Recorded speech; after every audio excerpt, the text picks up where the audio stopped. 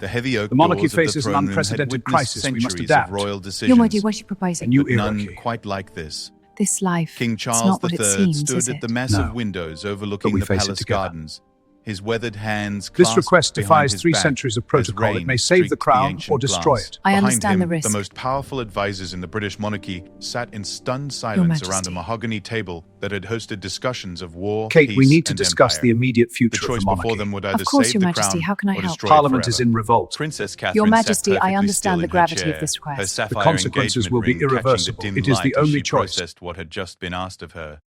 The same ring that once belonged to Diana, the same ring that symbolized hope for a new generation of royals, now felt impossibly heavy on her finger.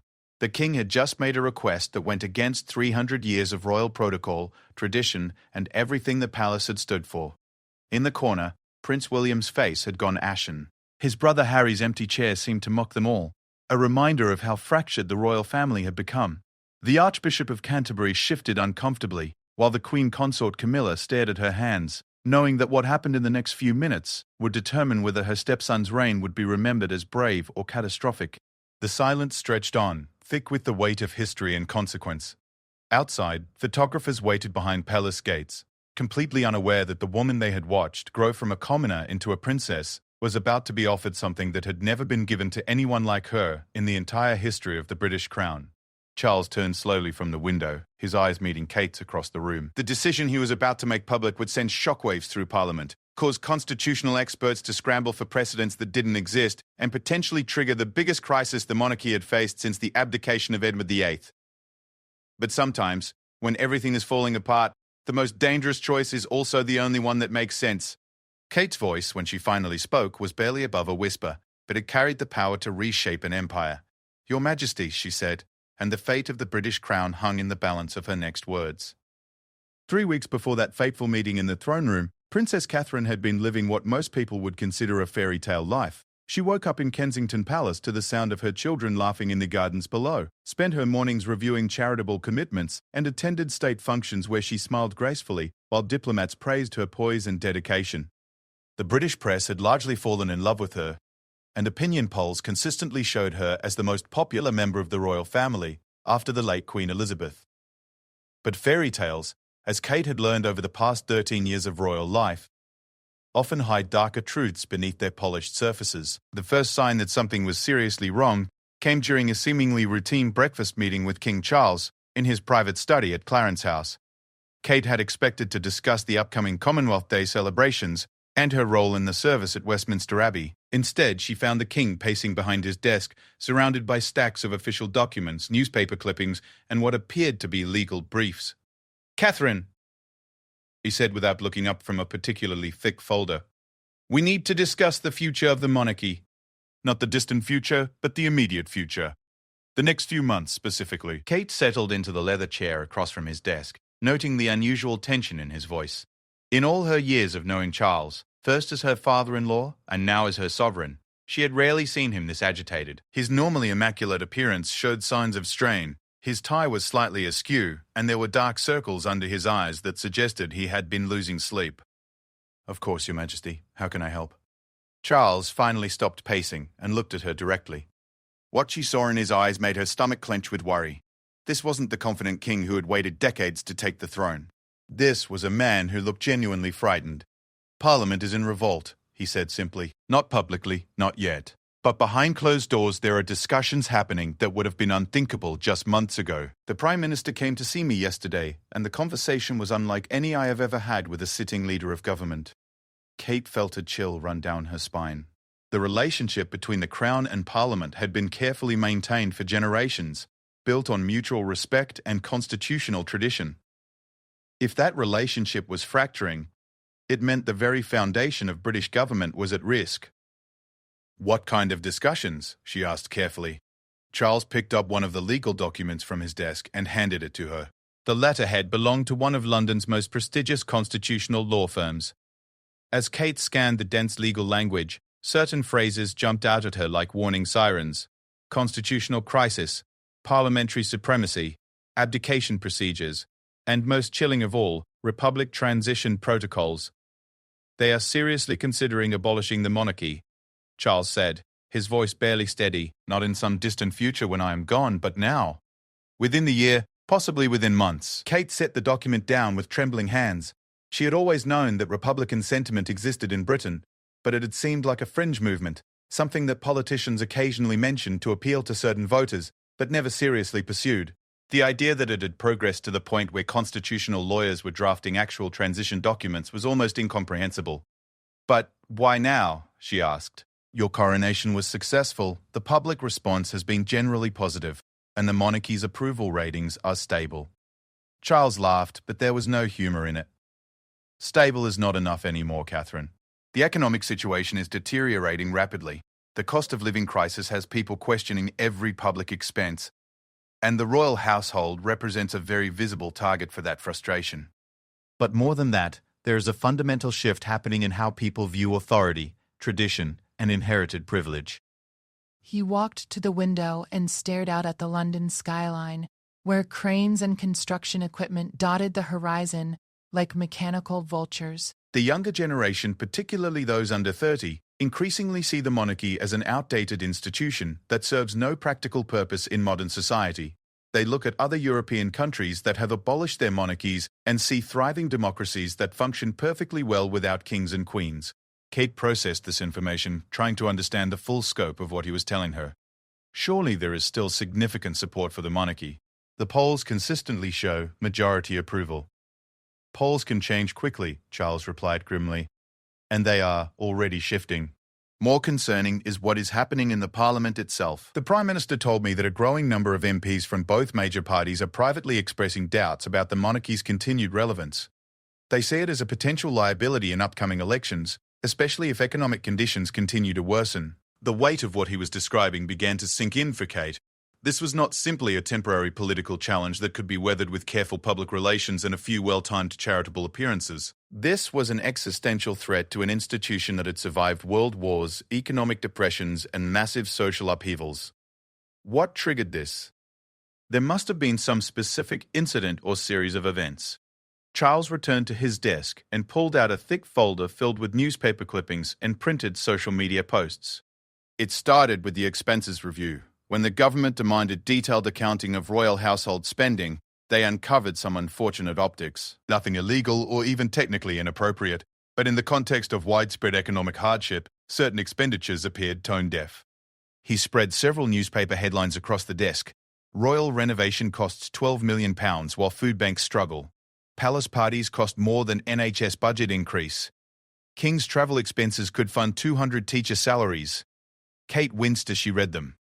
Each headline was technically accurate but designed to maximize public outrage. The media had always scrutinized royal spending, but this felt different, more coordinated, more deliberately inflammatory. It gets worse, Charles continued. Someone leaked details of the civil list discussions, including projected costs for the next 5 years. The numbers, while justified from our perspective, look astronomical to people struggling to pay their heating bills. He handed her another document, this one from the Treasury. Kate scanned the projected royal household budget and understood immediately why it had caused such controversy. The numbers were not excessive by historical standards, but in the current economic climate, they represented a public relations disaster.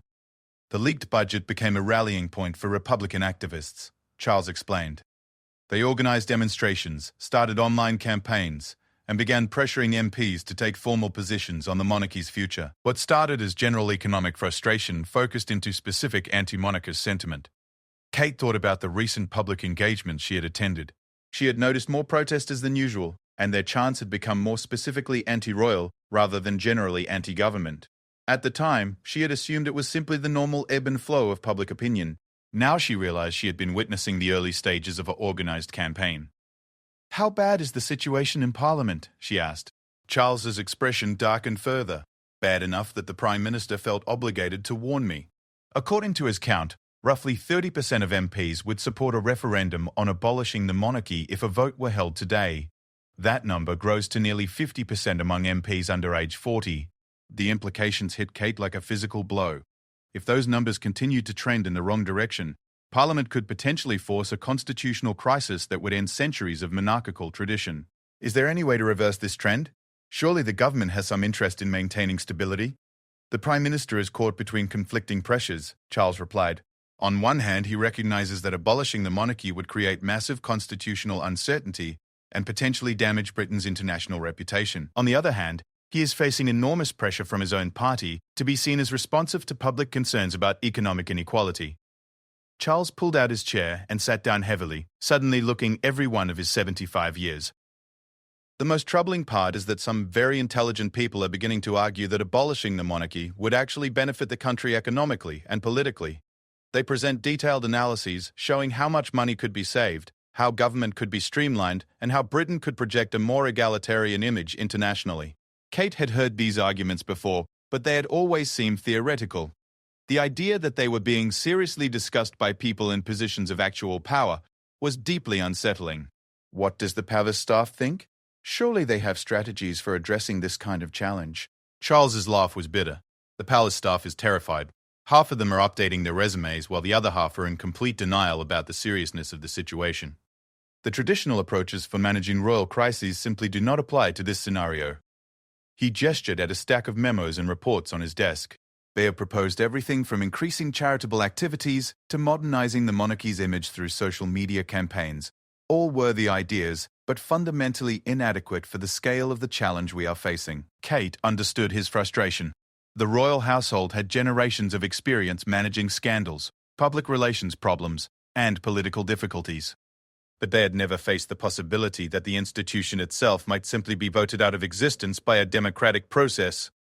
The constitutional experts are equally divided, Charles continued. Some argue that Parliament lacks the authority to abolish the monarchy without the Crown's consent, which creates an impossible legal paradox. Others contend that parliamentary supremacy means Parliament can essentially do whatever it wants, including ending the monarchy. The legal uncertainties added another layer of complexity to an already impossible situation. Even if the royal family wanted to fight abolition through the courts, it was unclear whether they would have any legal standing to do so. There is something else, Charles said, his voice dropping to almost a whisper.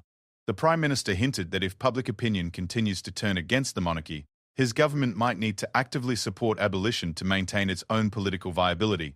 Kate felt the room spinning slightly. The idea that the government itself might turn against the Crown was almost beyond comprehension. Surely he was exaggerating the political pressure he faces. I thought so too, until I saw the polling data he brought with him. Charles handed her another document. This one marked confidential government polling. The numbers were devastating. Support for the monarchy had dropped 15 percentage points in just 6 months, with the steepest declines among working-class voters and people under 35. More alarming were the responses to hypothetical questions about abolition. While most people still expressed general support for the monarchy, a significant minority said they would support abolition if it resulted in meaningful economic benefits for ordinary citizens. The pollsters asked specific questions about trade-offs, Charles explained.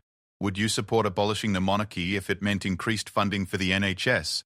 Would you support abolition if it meant lower taxes? The results were deeply concerning. Kate studied the polling crosstabs, noting how support for the monarchy correlated with age, income, and education levels. The pattern suggested that demographic changes alone would continue to erode the monarchy's base of support over time, even without any specific political crisis. This is not a problem that will solve itself, Charles concluded. Every month that passes, every economic hardship that ordinary people face, every story about royal expenses or privileges, moves us closer to a point where abolition becomes politically inevitable. The full scope of the crisis was becoming clear to Kate. This was not simply a temporary political storm that could be weathered with patience and careful management. This was a fundamental challenge to the monarchy's continued existence, driven by forces much larger than any individual scandal or controversy. "What options do we have?" she asked, though she was beginning to fear that there might be no good answers. Charles was quiet for a long moment, staring at his hands. When he finally spoke, his voice carried a weight that Kate had never heard before. "That, Catherine, is exactly what I need to discuss with you, because the traditional options may not be sufficient for the situation we face. We may need to consider approaches that go far beyond anything the monarchy has ever done before." The meeting ended without Charles explaining what he meant by that cryptic statement. But as Kate walked back to Kensington Palace through the grey London afternoon, she could not shake the feeling that her life was about to change in ways she could never have imagined. The fairy tale was ending, and she had no idea what would replace it. Kate spent the next 3 days trying to process what King Charles had told her, but normal life made concentration nearly impossible. She had scheduled engagements with 3 different charities, a meeting with the Welsh Assembly about her early childhood initiative, and a state dinner for visiting European dignitaries. Each public appearance required her to smile, make small talk, and project the confident serenity that the British public expected from their future queen. But behind her practiced composure, Kate's mind raced with questions and fears. Every interaction felt surreal, as if she were performing in a play while the theatre burned down around her.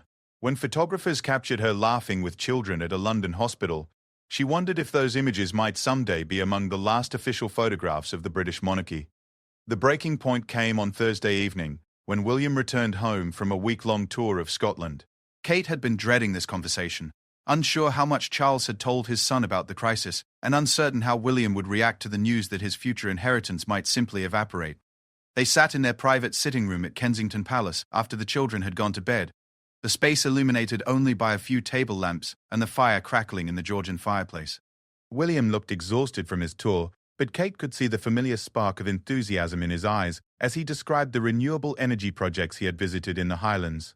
The innovation happening in Scottish wind farming is remarkable, he was saying, and the job creation potential for rural communities could be transformative. I think we should consider making sustainable energy a central focus of our charitable work over the next few years.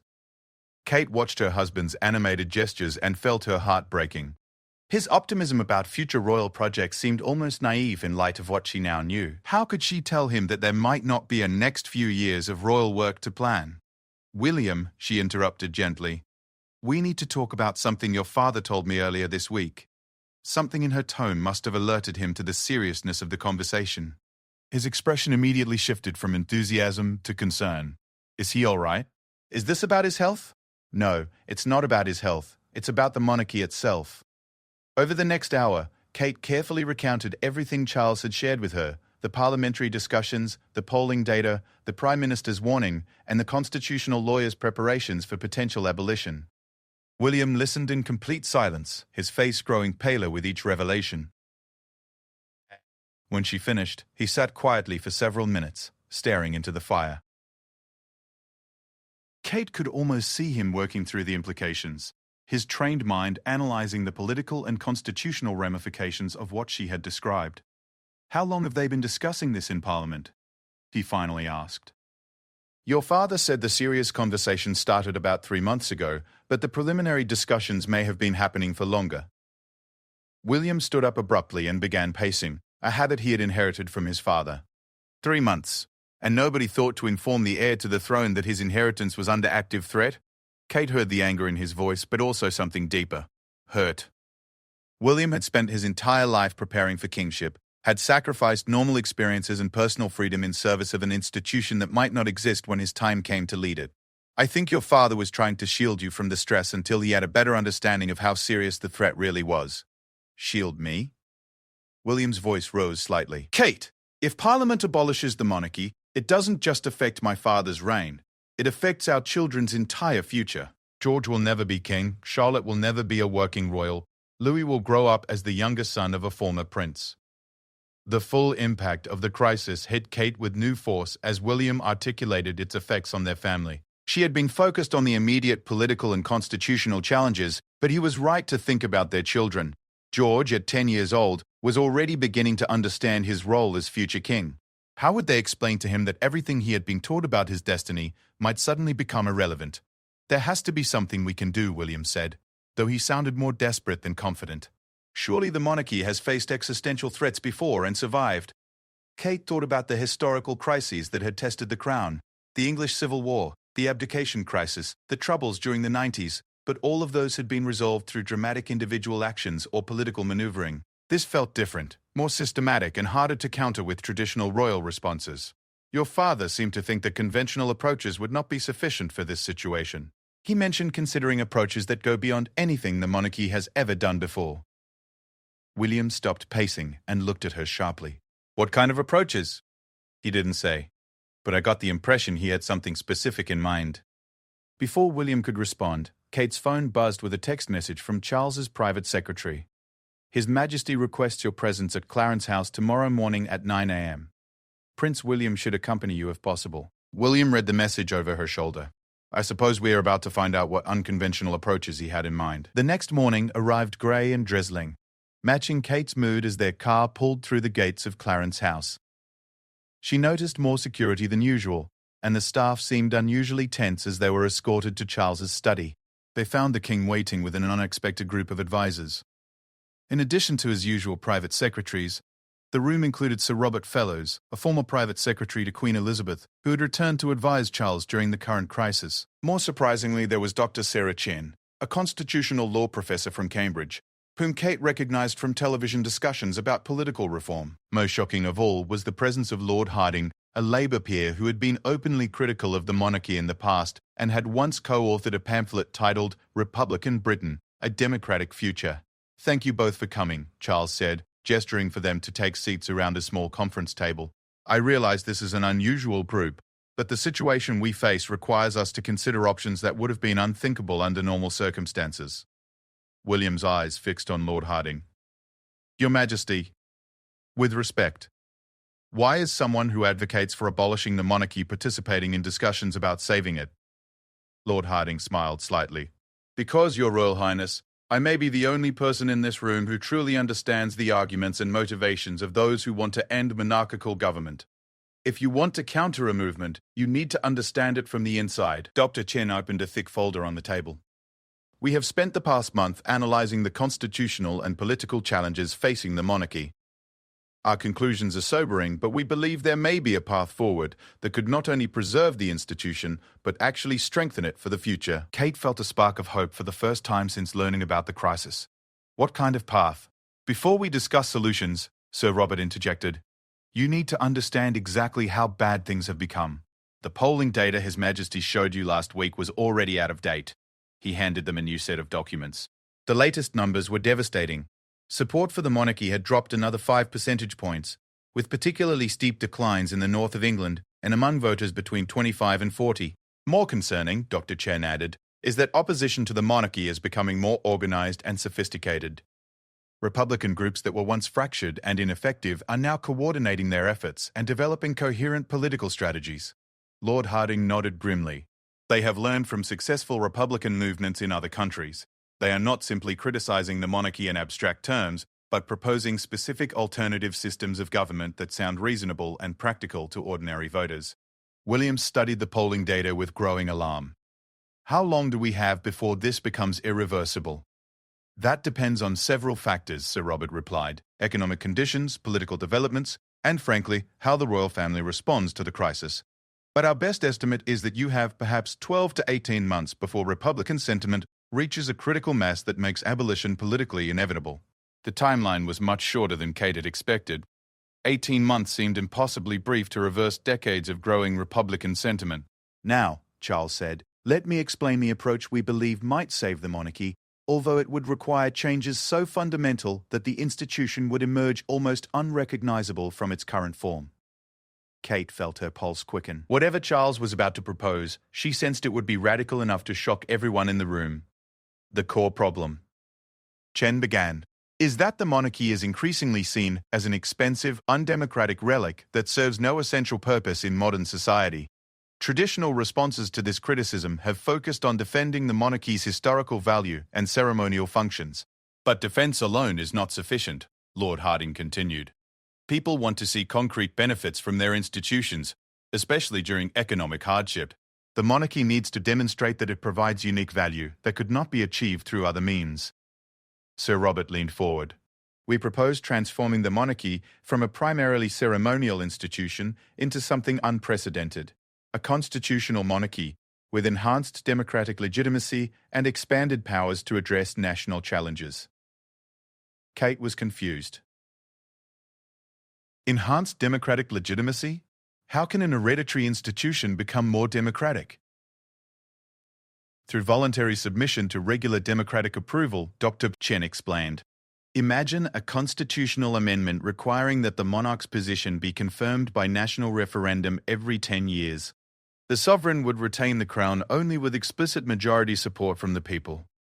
William looked stunned. "You are suggesting that Parliament should have the power to vote the monarchy out of existence on a regular schedule." "Not Parliament," Charles corrected. "The people themselves through direct democratic process." This would address the fundamental criticism that monarchy is undemocratic by making it the world's first genuinely democratic monarchy. The concept was so radical that Kate struggled to process its implications. A monarchy that existed only with ongoing popular consent would be unlike anything in human history. But even democratic legitimacy might not be sufficient, Lord Harding cautioned. The institution would also need to justify its existence through practical effectiveness. A purely ceremonial democratic monarchy would still seem wasteful to many voters, which is why we propose expanding the monarch's role beyond ceremony into areas where hereditary tenure might provide unique advantages, Sir Robert explained. Dr. Chen opened another folder. Our analysis suggests that certain governmental functions might actually benefit from being removed from regular political cycles. Long-term planning, infrastructure investment, environmental protection, and international relations all suffer from the short-term thinking that dominates electoral politics. Kate began to see where this was heading, and the implications were staggering. You are proposing that the monarchy take on actual governing responsibilities.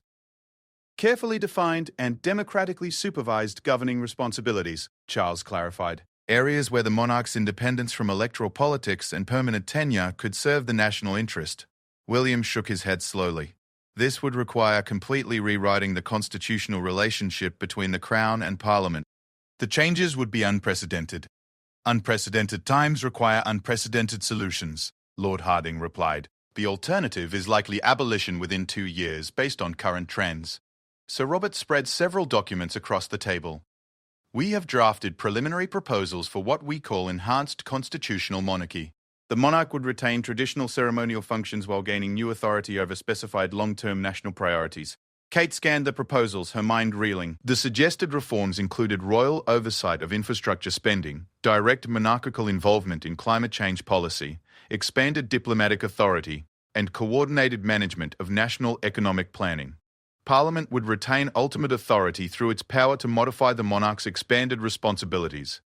Dr. Chen explained. But day-to-day governance in specified areas would operate under royal rather than ministerial direction.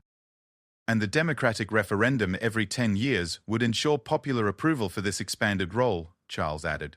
William was quiet for several minutes, clearly struggling to process the magnitude of what was being proposed.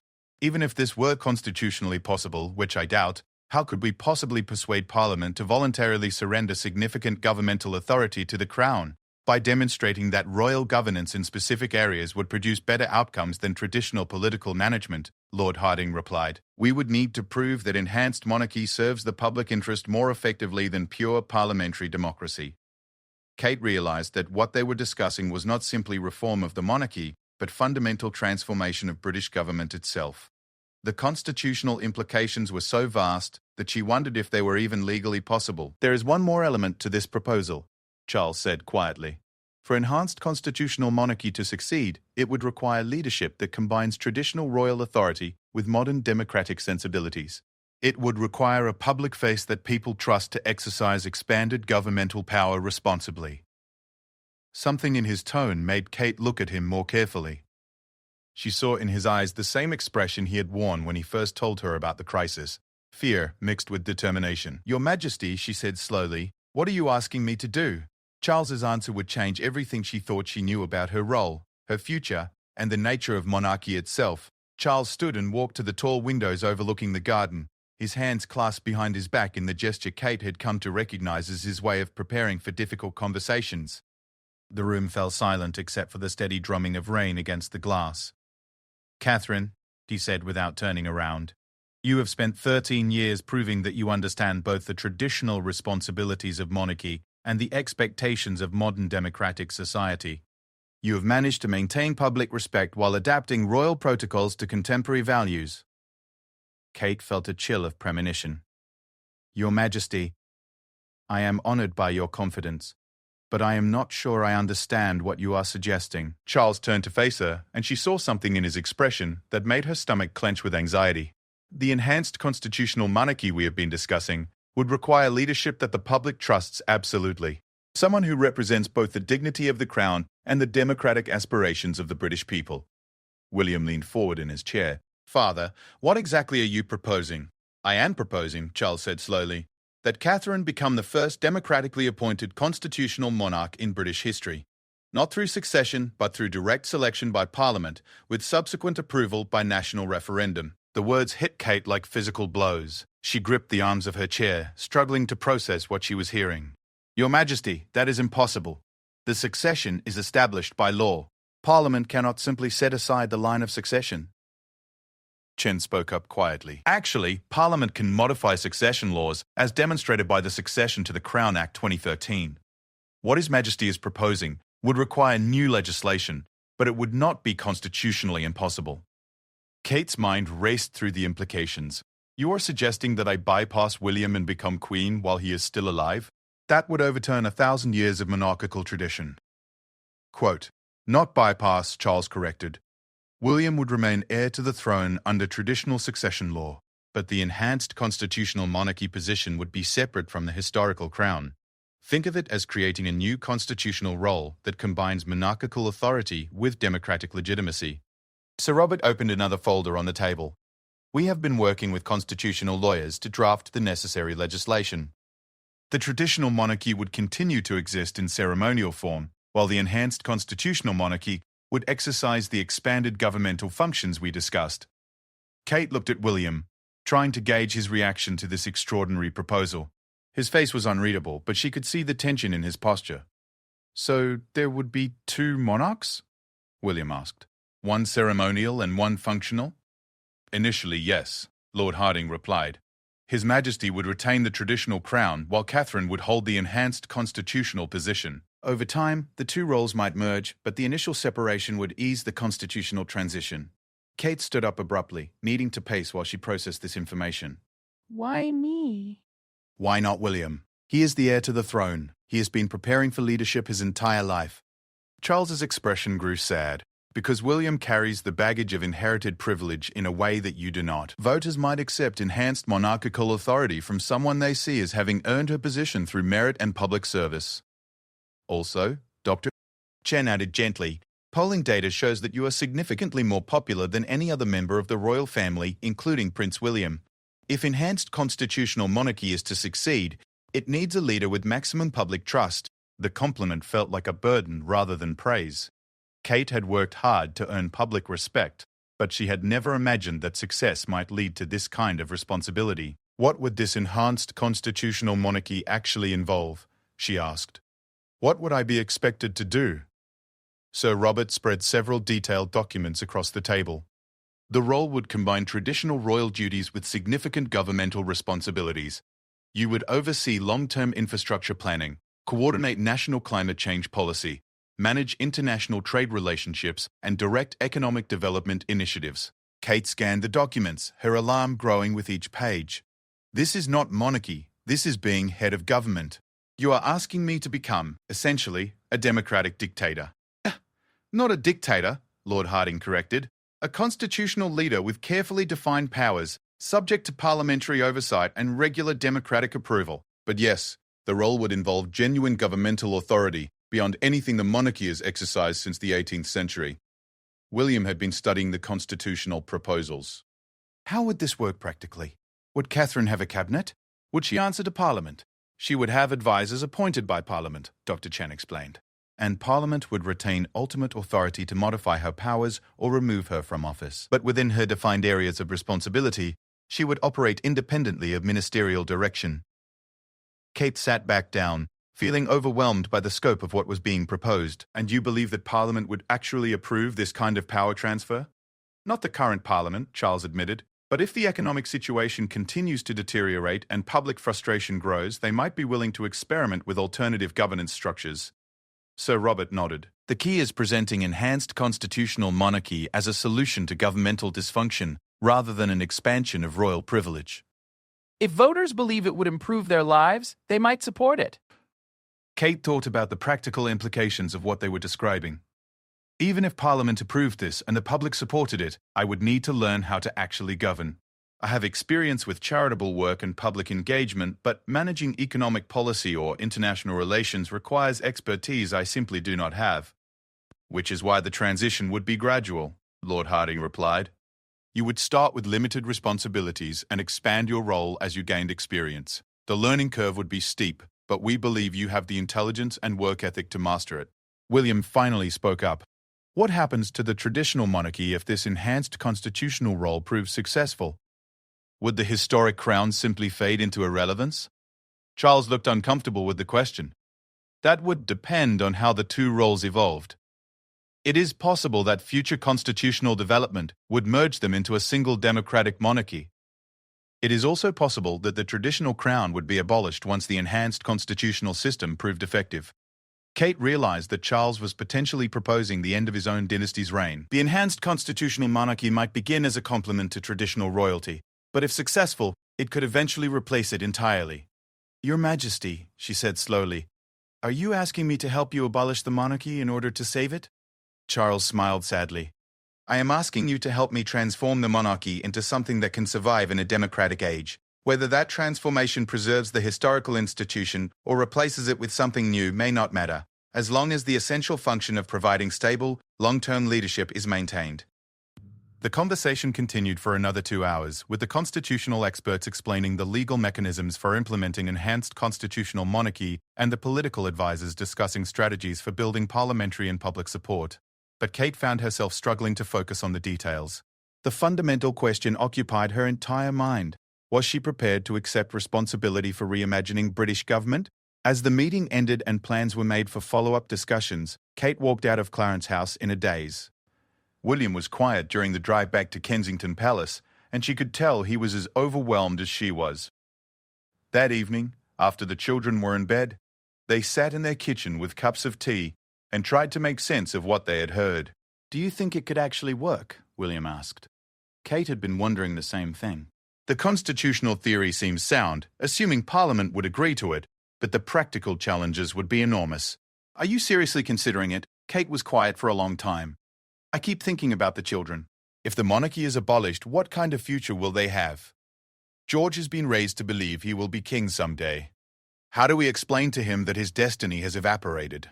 William nodded. On the other hand, if enhanced constitutional monarchy fails, the backlash could destroy not just the traditional monarchy, but our family's reputation permanently. And if I accept this role and prove incompetent, I would be responsible for proving that royal governance is a failed concept. They sat in silence, each lost in their own thoughts about an impossible decision. Outside their kitchen windows, London continued its normal rhythm, unaware that the conversation happening in Kensington Palace might determine the future of British democracy itself. Kate's phone buzzed with a text message from Charles's private secretary. His Majesty requests your answer by the end of the week. Parliamentary discussions are accelerating, and delay may eliminate options. 5 days to decide whether to accept the most radical proposal in the history of the British monarchy. Kate stared at the message until the screen went dark, then looked at William. What do you think I should do? I think, William said quietly, that you are the only person in our family capable of making this decision. And that terrifies me more than any of the other implications of what we heard today. Kate realized he was right. For the first time since marrying into the royal family, she faced a choice that would define not just her own future, but the future of an institution that had shaped British history for over 1,000 years. And she had absolutely no idea what the right answer might be. The next morning brought news that made the decision even more urgent. The Prime Minister had called an emergency session of Parliament to discuss constitutional reforms necessary to address current economic and political challenges. The public announcement was carefully worded, but Kate understood its real meaning. The government was preparing to move forward, with or without royal cooperation. The monarchy's time for choosing had arrived, whether they were ready or not. Kate spent the next 3 days in a state of near constant anxiety, weighing every possible consequence of the decision before her. She found herself unable to concentrate on normal activities, picking at meals, and lying awake at night staring at the ceiling while William slept fitfully beside her. The impossibility of the situation became clearer with each passing hour. Accepting Charles's proposal would mean taking on governmental responsibilities she had never trained for, risking the failure that could discredit constitutional monarchy forever. Refusing it would likely mean watching the traditional monarchy be abolished within months, leaving her children to grow up as former royals in a Republican Britain. On Wednesday morning, she made a decision that surprised even herself. She called Lord Hardinge and asked if they could meet privately. If she was going to consider fundamentally changing the British system of government, she needed to understand the Republican perspective from someone who had spent years advocating for abolition. They met at his London flat, a surprisingly modest apartment filled with political biographies and constitutional law texts. Lord Hardinge greeted her warmly but with obvious curiosity about why the future Queen Consort would seek private counsel from one of the monarchy's most articulate critics. "Your Lordship," Kate began, settling into a leather chair in his study. "I need to ask you a direct question. Do you genuinely believe that enhanced constitutional monarchy could work, or is this elaborate proposal simply a way to ease the transition toward republicanism?" Lord Hardinge smiled appreciatively. "That is exactly the right question to ask. And the honest answer is that I am not entirely certain." His candor surprised her. "Then why are you supporting it?" "Because the status quo is unsustainable," he replied simply. "Traditional monarchy cannot survive modern democratic scrutiny. But I have come to believe that the complete abolition of monarchical institutions might eliminate beneficial elements that pure parliamentary democracy cannot replace." Kate leaned forward. "What beneficial elements?" Lord Hardinge stood and walked to his bookshelf, pulling out a thick volume on comparative government. "Democratic systems excel at representing short-term popular preferences, but they struggle with long-term planning and politically difficult decisions. Elected officials naturally focus on the next election cycle rather than the next generation." He opened the book to a chapter comparing democratic and monarchical decision-making patterns. Hereditary leaders, freed from electoral pressures, can potentially make decisions based on long-term national interest rather than immediate political advantage.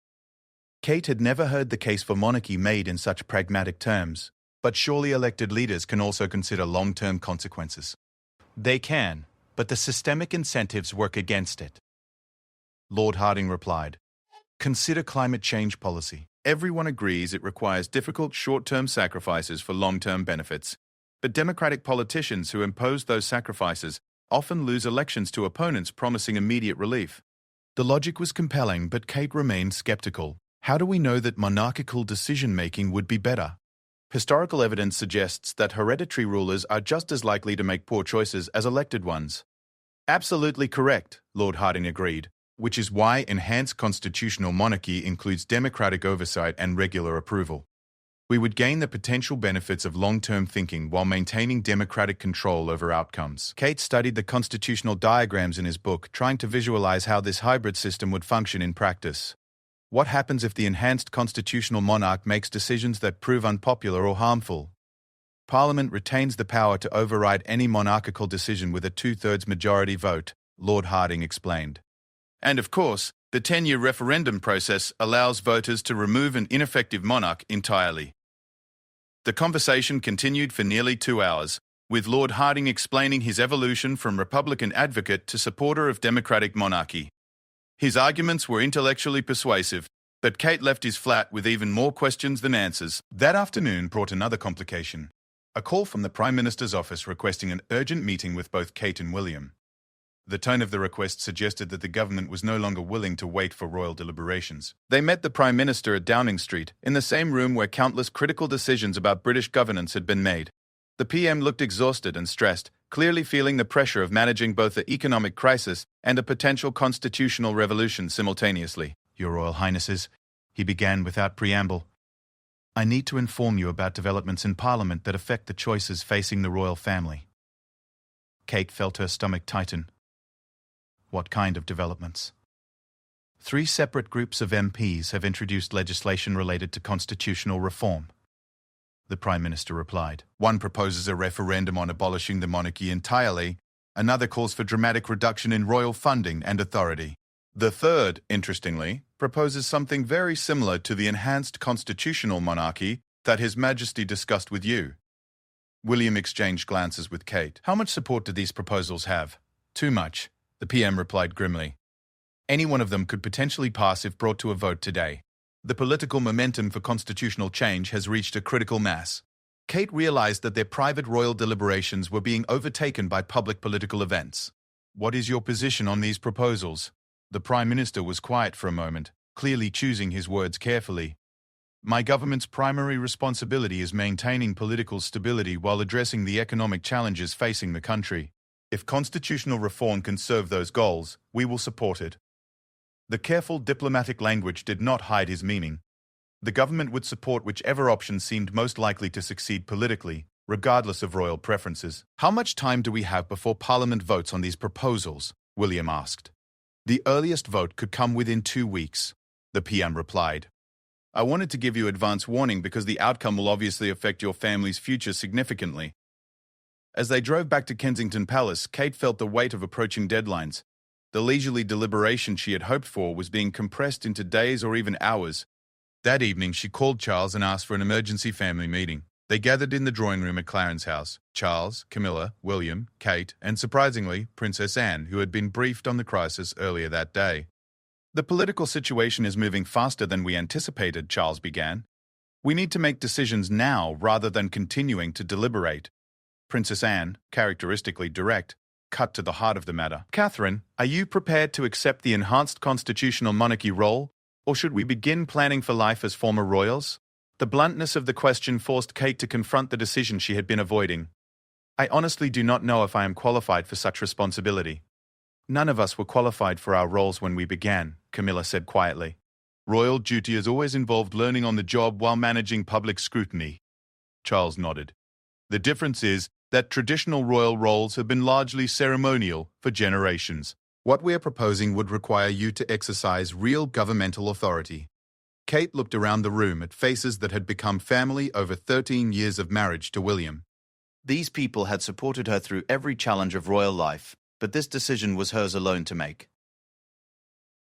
If I accept this role and fail, she said slowly, I would not just damage my own reputation. I would prove to the world that monarchy is incompatible with effective governance. William reached over and took her hand. And if you succeed, you might create a new model for constitutional democracy that other countries could follow. Princess Anne leaned forward. The question is not whether you might fail. The question is what happens if you do not try. Parliament will pass constitutional reform, with or without our input. At least this way, we have some control over the outcome. Kate realized that Anne was right. The choice was not between accepting responsibility and maintaining the status quo.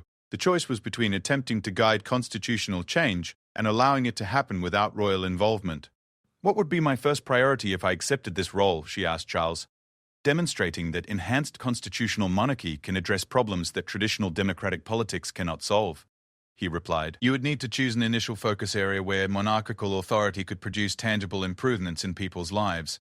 Kate thought about the social and economic challenges facing Britain: housing shortages, climate change, economic inequality, infrastructure decay, and declining international competitiveness. Any of these problems could serve as a test case for enhanced monarchical governance. How would I build a team? I would need advisors with expertise I lack. Parliament would approve a constitutional council to support you, Charles explained. The key would be selecting people based on competence rather than political loyalty. Kate walked to the window and looked out at the London skyline, thinking about the millions of people whose lives would be affected by whatever decision she made. The traditional monarchy had served them for centuries through wars, economic crises, and social transformations. But perhaps the time had come for something new. She turned back to face her family. If I do this, I need your complete support. Not just public endorsement, but genuine help navigating challenges I have never faced. You would have it, William said immediately. Charles stood and approached her. Catherine, you have already proven that you can adapt royal traditions to contemporary expectations while maintaining their essential dignity. Enhanced constitutional monarchy would simply extend that approach to governmental leadership. Kate looked at each of them one more time, searching their faces for any doubt or uncertainty about what they were asking her to do. She saw anxiety, hope, and determination, but no doubt. All right, she said quietly. I accept. The room fell silent for a moment, as if everyone was processing the historical significance of what had just been decided. Then Charles smiled, and Kate saw relief wash over his features. Thank you, Catherine. I believe you may have just saved the monarchy by agreeing to transform it completely. As Kate drove home that night, she realized that her life had just changed as dramatically as when she first married William 14 years earlier. But this time, instead of adapting to existing royal traditions, she would be creating new ones. The easy part was over. Now she had to prove that a democratic monarchy could actually work. The throne room at Buckingham Palace had never hosted a meeting quite like this one. Within 48 hours of Kate's acceptance, Charles had assembled what could only be described as the most unlikely constitutional convention in British history. The mahogany table that had once hosted war cabinets and diplomatic summits now surrounded representatives from across the political spectrum, all united by the extraordinary circumstances that had brought them together. Kate sat perfectly still in the chair that would soon become symbolically hers, watching as the most powerful people in Britain prepared to vote on a proposal that would either save the monarchy or destroy it in the most spectacular fashion imaginable. The weight of the moment pressed down on her like a physical force, making it difficult to breathe normally. Prime Minister Sarah Henderson sat at the far end of the table, her usual political composure showing cracks of strain after 3 sleepless nights of coalition building. Next to her, the leader of the opposition looked equally exhausted but grimly determined to see the process through. Constitutional experts flanked both sides, their briefing folders thick with legal precedents that might or might not apply to what they were attempting. The Archbishop of Canterbury occupied his traditional place as the spiritual advisor to the Crown, though even he seemed uncertain about the religious implications of creating a democratically chosen monarch. Palace staff lined the walls, their faces betraying a mixture of excitement and terror at witnessing the potential end of everything they had dedicated their careers to serving. But it was Charles himself who commanded the room's attention. The king sat at the head of the table with the bearing of a man who had finally stopped fighting an impossible situation and chosen to embrace the only solution that might work. His voice was steady as he formally opened the session that would determine the future of British constitutional monarchy. Ladies and gentlemen, we are gathered here to consider a proposal that goes beyond constitutional reform into the realm of governmental revolution. The Enhanced Constitutional Monarchy Act represents the most significant change to British governance since the English Civil War. Kate watched the faces around the table as Charles spoke. Some looked intrigued, others skeptical. A few appeared genuinely frightened by what they were contemplating. All understood that they were participating in a moment that would be analyzed by historians for centuries to come. Before we proceed, Charles continued, I want to ensure that everyone understands exactly what we are proposing. This is not simply an expansion of royal authority or a modernization of ceremonial functions. We are creating an entirely new constitutional role that combines monarchical independence with democratic legitimacy. Dr. Sarah Chen stood to address the gathering, her academic credentials lending gravity to what might otherwise seem like a political fantasy. The enhanced constitutional monarchy would operate under 3 fundamental principles: democratic selection, parliamentary oversight, and regular public approval through referendum. She activated a presentation screen showing the proposed governmental structure. The enhanced constitutional monarchy would be chosen by Parliament through a process similar to selecting a Speaker of the House, then confirmed by national referendum. The role would carry significant executive authority over specified policy areas, but always subject to parliamentary review and constitutional limits. Kate listened to Dr. Chen explain the legal mechanisms that would govern her potential new role, marveling at how academic theories were being transformed into practical governmental structures. The constitutional scholars had worked through countless details over the past weeks, creating a framework that was both revolutionary and surprisingly practical. Lord Hardinge took over the presentation to address political concerns. The key insight driving this proposal is that democratic governance requires both responsiveness to public opinion and independence from short-term political pressures. Traditional monarchy provides independence but lacks democratic legitimacy. Pure parliamentary democracy provides legitimacy but struggles with long-term planning. He clicked to a slide showing comparative government effectiveness across different political systems. Enhanced constitutional monarchy attempts to capture the benefits of both approaches while minimizing their weaknesses. Prime Minister Henderson raised her hand. Lord Hardinge, this is intellectually fascinating, but how do we address practical concerns about implementation? We are asking the Parliament to voluntarily transfer significant authority to an institution that has been purely ceremonial for generations. The question Kate had been dreading hung in the air.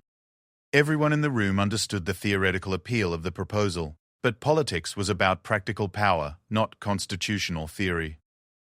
Charles answered before Lord Hardinge could respond. Prime Minister, the current system is failing. Economic inequality is growing, infrastructure is deteriorating, climate change requires long-term policies that electoral cycles cannot support, and public faith in democratic institutions is declining rapidly. He gestured toward a stack of economic reports. Traditional parliamentary governance, constrained by election cycles and partisan politics, has proven inadequate for addressing these challenges. Enhanced constitutional monarchy offers a way to maintain democratic control while enabling more effective long-term governance. The leader of the opposition leaned forward. Your Majesty, with respect, why should we believe that royal governance would be more effective than elected government? Historical evidence suggests that hereditary rulers are just as prone to poor decision-making as elected officials. Kate realized this was her moment to speak. The question went to the heart of why she, specifically, might succeed where traditional governance had failed. "You raise the essential point," she began, her voice carrying clearly through the silent room. "I am not asking for authority based on hereditary right or constitutional tradition. I am proposing to earn governmental responsibility through demonstrated competence and democratic approval." She stood, feeling the weight of every gaze in the room.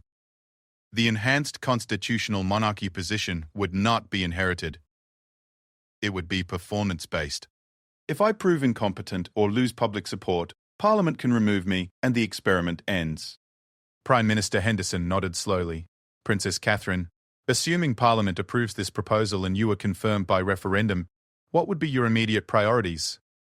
Kate had spent days preparing for this question, knowing that her answer would largely determine whether the proposal gained political support. "I would focus initially on long-term infrastructure development, particularly renewable energy and transportation systems that require planning horizons beyond normal electoral cycles."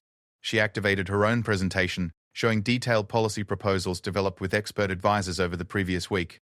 These areas represent clear examples of problems that democratic politics struggles to address effectively due to short-term electoral pressures. The Speaker of the House studied the policy documents.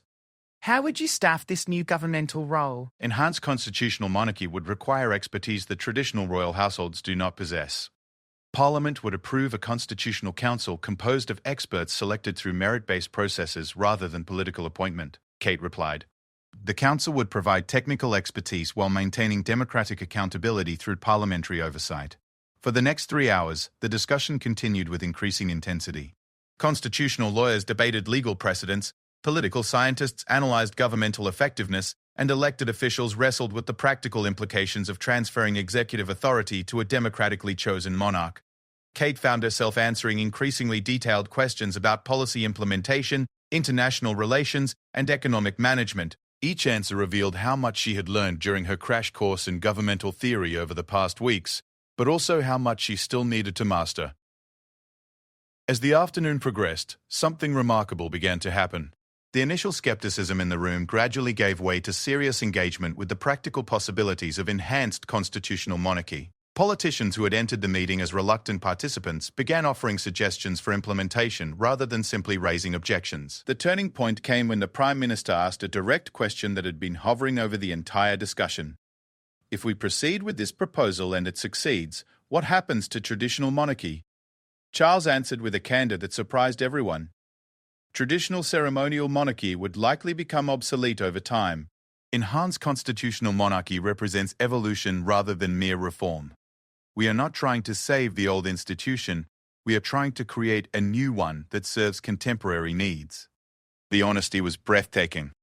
The king was acknowledging that he might be presiding over the end of a 1,000-year-old tradition in order to create something entirely unprecedented.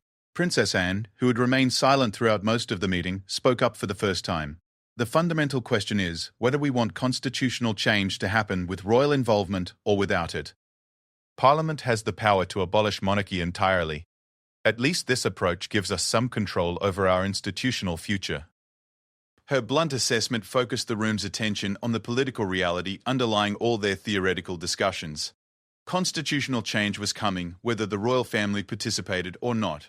The only question was what form it would take.